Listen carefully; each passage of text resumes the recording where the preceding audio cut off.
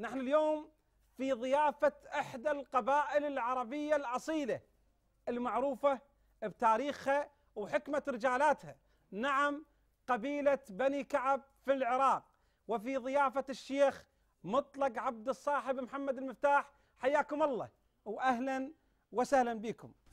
وقبيلة بني كعب إحدى هذه القبائل التي نزحت من شبه الجزيرة العربية وترعرعت في شبه الجزيرة العربية وباليمن بالذات. يعني كان بدايتها باليمن؟ باليمن، نعم. دخلنا عن طريق بحر النجف في سنة 1454 ميلادية. دخلت الفرات وترعرعت فيها منطقة الفرات، واليوم انتشرت هذه العشيرة في الفرات ثم بالوسط ثم بالجنوب